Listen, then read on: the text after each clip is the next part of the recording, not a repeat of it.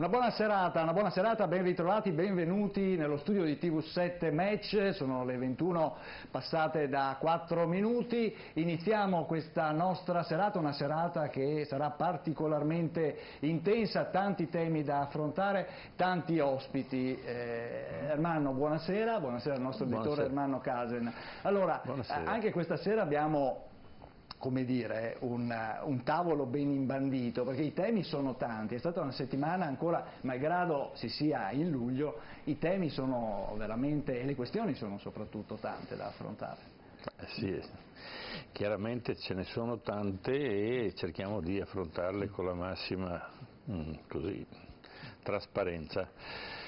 I problemi ci vengono da varie parti, sono i problemi costanti del Veneto, l'incompiute del Veneto, no, che ci tiriamo dietro ormai da anni, non sono ancora secoli ma quasi, per esempio il Mose. Poi abbiamo altre situazioni che sono per esempio il problema dell'indipendenza del Veneto. Quale indipendenza? E questo è l'argomento più importante che abbiamo questa sera, perché l'importanza dell'indipendenza vuol dire quale Veneto andremo a costruire nei prossimi mesi, nei prossimi anni, perché se così fosse l'opportunità c'è, ma naturalmente, come tutte le cose, ci vuole poi chi si mette sulla strada giusta e riesce a portare il Veneto a un livello superiore. Ricordiamo che la densità della capacità produttiva del Veneto è una tra le più alte d'Europa. Lo sviluppo del Veneto non è altrettanto allo stesso passo.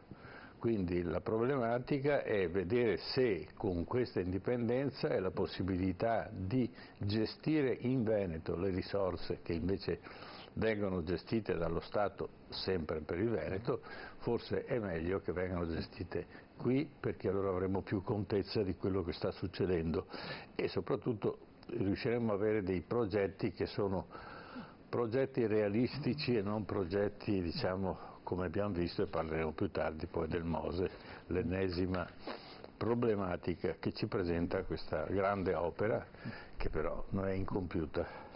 Certo. Allora, presentiamo anche gli ospiti che ci accompagnano in questa prima parte della trasmissione.